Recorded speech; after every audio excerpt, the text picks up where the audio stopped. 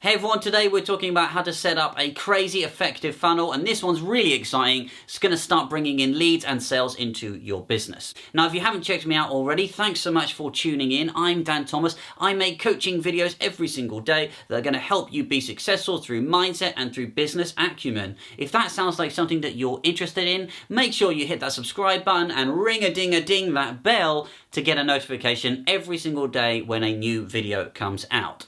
So let's jump straight in. Firstly, what is a funnel? Well, a funnel is something that's going to drive interest to a specific conversion point. And normally that conversion point is either creating some kind of lead generation, like capturing an email address, or when they're done right, and what we're talking about today, it's going to continue to go on to actually make sales for you. So what are the key aspects of a funnel overall? Well, first of all, a funnel looks like a big triangle like this, and at the top of the triangle is your traffic. Okay, so traffic is people that are interested in you. Now, you might be creating traffic through your organic content every single day, right?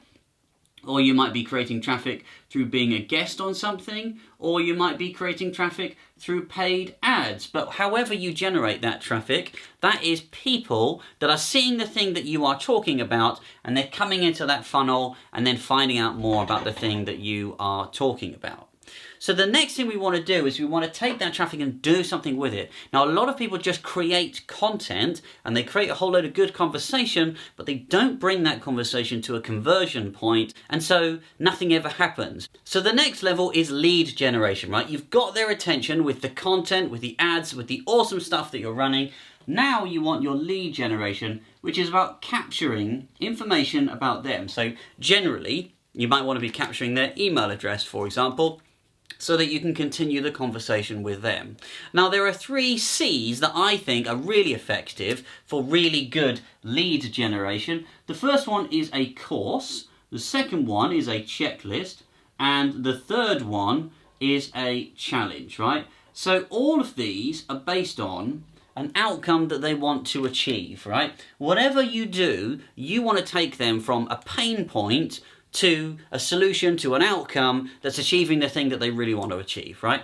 And that's always a really good way to pitch these things. Are you tired of? Do you struggle with, right? And then presenting them with the goal, with the great solution that they really, really want at the end of it, right? So if it's a course, it might be just a free course. You could stick all of your training just on a web page and then email them a link to the web page afterwards with a bunch of videos and a free course. Really, really valuable, and you want it to be high value adding here, right? Gone are the days where ebooks worked really, really well, okay? You do need to be focusing on something that's a little bit more value and a little bit more outcome orientated. So a checklist might be like a kit list if they want to create content themselves, right? It might just be key questions that people are looking to get answered, and they can just have a checklist so they can get on and do. And then a challenge, it might be like a 7-day or a 14-day challenge where you set them a particular goal every single day and then they go off and do it. And of course, that challenge is related to the outcome, right?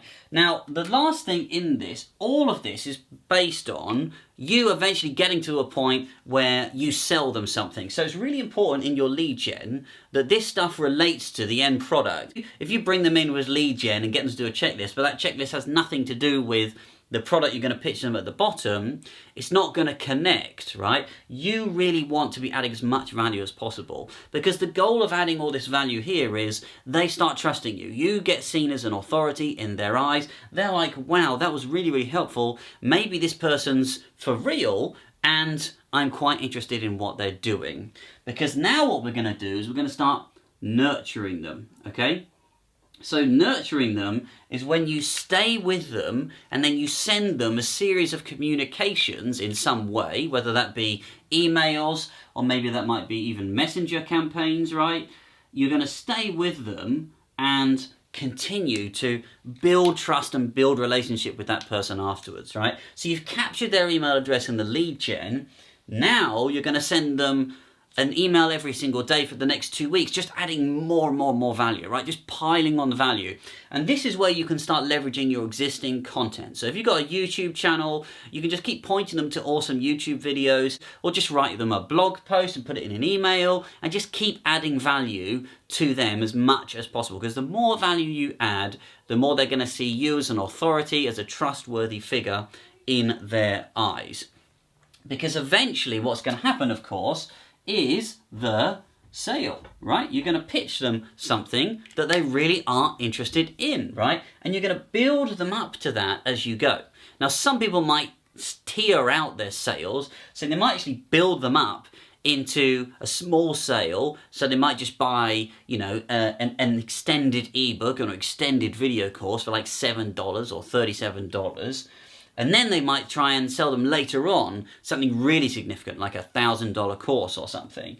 But ultimately, you're going to be driving them to a sale. And that's the goal of the nurture campaign, is to really add value, create good relationships, and then create something that sounds like a really good sale proposition. The whole time, you want to be focusing on fixing their pain points and creating the outcomes for them. And that's especially true with the product. If it's a service product that you want to sell at the end of it, you want to be focusing on fixing that problem that they have, right? So the way you do all of this, firstly, if you're doing the traffic part, is you can just be running paid ads, okay? That might be a Facebook ad, it might be an Instagram stories ad, and all you're doing is you're going to be picking out targeting that relates to the people that would buy that product at the end of it, right? And that would be interested in your lead gen offering.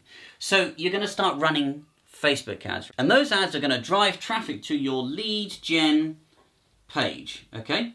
So that is a page that says, hey, I've got a really awesome thing for you. It's a free course and it's going to teach you how to do all of this and it's going to solve all of these particular problems. Why not sign up? And that's just going to have an email form on it. And then likely what it's going to do is it's going to fire off an altered email afterward they sign up. And it's going to send them an email with a link to whatever the cool thing is that you are offering them. Then you're going to drop into your nurture campaign, right? Setting up your email series afterwards to do that. Okay, so what do you need to create this lot? Well, it does take a little bit of time to put these things in, but creating the ads is actually really easy. Okay, especially if you run Instagram story ads, you can literally just put your phone in front of you, 15 seconds, do it, get it done. The next thing is your lead page. If you've got a website, if you've got WordPress, you can be setting up your lead page yourself, or you can use ClickFunnels and you can be using an official lead page builder or something like that as well. Right, then you're going to need this email sequence and you're going to need an automated email. So you might choose someone like ActiveCampaign, or if you're on a budget, maybe you want to choose someone like MailChimp, and MailChimp will do these automated emails for you as well. And then ultimately you need a sales page, right? Lastly, connecting into the sales page. Lots and lots of different people do that. Find people to do it. MailChimp offers sales pages as well, or you can use people like ClickFunnels to do that and create your sales page at the end. Or you can just literally send them to a web page with a PayPal button on it, right? However you need to do it, it's important to just start and get your funnel set up. Now the time is going to be really, I think, in the lead page. It doesn't take long to create the ads.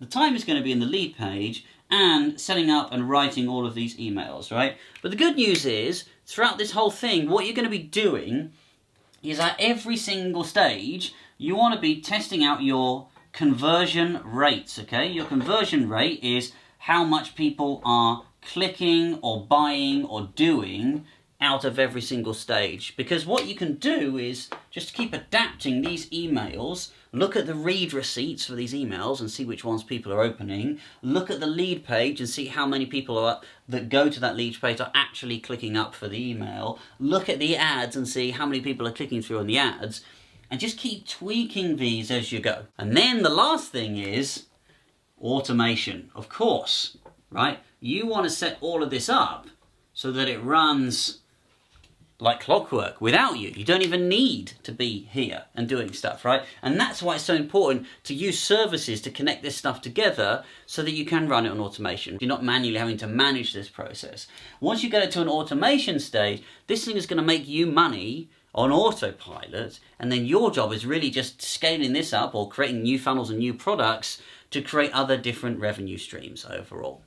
That's the key basics of setting up a crazy effective funnel. And I hope that was helpful, everybody. If it's been helpful, make sure you leave a comment below and tell me about your funnels, what's been successful, what hasn't, and what are you worried about, and maybe what are you most looking forward to about setting up a funnel for yourself. Now, you've reached the end of the video now, which means hopefully you've gotten value out of it. If you haven't done it already, hit that subscribe link at the bottom and make sure you ring that notification bell to get more notifications from me. Thanks so much for joining me again today. See you very soon. Bye.